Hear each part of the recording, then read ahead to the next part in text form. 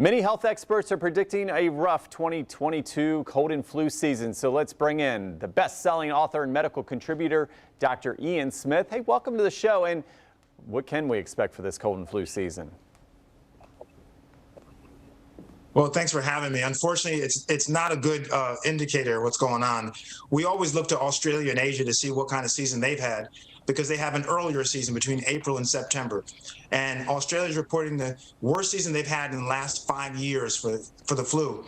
So we're not expecting great numbers here. The other part of it is that because COVID mandates have been relaxed, all of the preventive measures we've been using, wearing a mask, washing your hands, social distancing, all those things that we've been following the last 2.5 years, they've been relaxed. And what that means is now that we're back to more normal ways of interacting, that unfortunately the numbers of cold and flu are going to tick up because we're not doing those kind of preventive measures. Okay, doctor, we're going to need your recommendations on how to stay healthy then this winter season. Well, it starts with vaccines. COVID is not over. While the numbers are low and we're all excited about that, it's not over. People need to get their COVID vaccine and their booster. That will be very helpful. Also, the flu vaccine.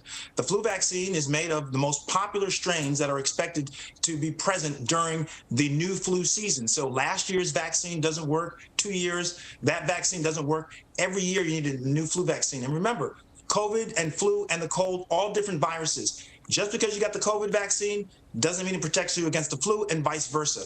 It's very easy, one shot, real simple.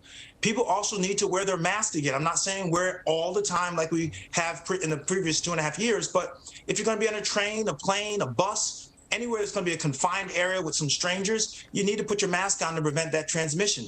Wash your hands frequently, sanitize if you don't have soap and water, and also make sure you're coughing and sneezing into your elbow to prevent the propelling of those viral particles.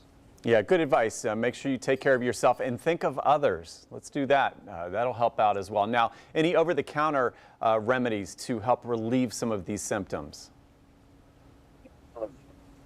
Yes, the cold and flu are caused by viruses, not bacteria. And so you do not take antibiotics. You take antiviral medications. Medications are going to help reduce the severity as well as the longevity of your symptoms. Look for 2 ingredients. One is called guaifenesin, which is a good expectorant that helps thin your mucus so you can bring it up and out of your respiratory tree.